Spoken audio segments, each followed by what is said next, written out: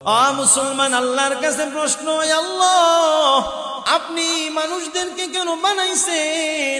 আল্লাহ জানায়া দেই, মানুষ এবং জিন জাতিরে বানাইলাম একমাত্র ইবাদতের জন্য। আল্লাহর কাছে আবার প্রশ্ন, আল্লাহ কতদিন আমরা আপনার ইবাদত করব?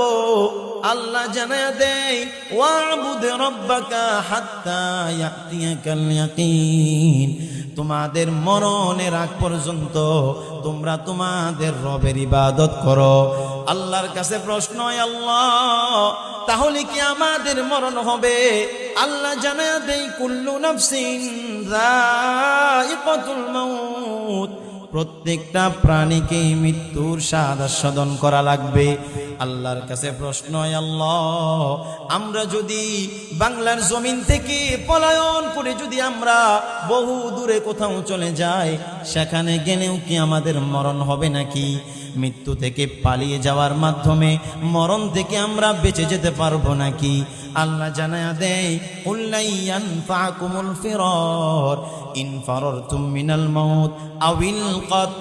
আল্লাহ জানায়া দেয়, মরণ থেকে তোমরা পালিয়ে যাওয়ার মাধ্যমে, মরণ থেকে তোমরা পালিয়ে গেলেও মরণ তোমাদেরকে পাকড়াও করবে। আল্লাহর কাছে প্রশ্ন, আল্লাহ আমরা যদি মরণ থেকে পালিয়ে এমন কোন দুর্গের মধ্যে আবদ্ধ হয়ে যায়, এমন কোন কাচের দেয়ালের মধ্যে ঢুকে যায় যেখানে কোনো পিপিলিকাও ঢুকতে পারে না, সেখানেও কি আমাদের মরণ হবে? আল্লাহ জানায়া দেয়, আইনামা তাকুনু ইউদরিকুমুল মাউত ওয়ালাউ কুনতুম ফি বুরুজিম মুশাইয়াদা। তোমরা যেখানেই থাকো মরণ তোমাদেরকে পাকড়াও করবে, যদিও তোমরা সীসা ঢালা মজবুত প্রাচীরের মধ্যে আবদ্ধ হয়ে যাও।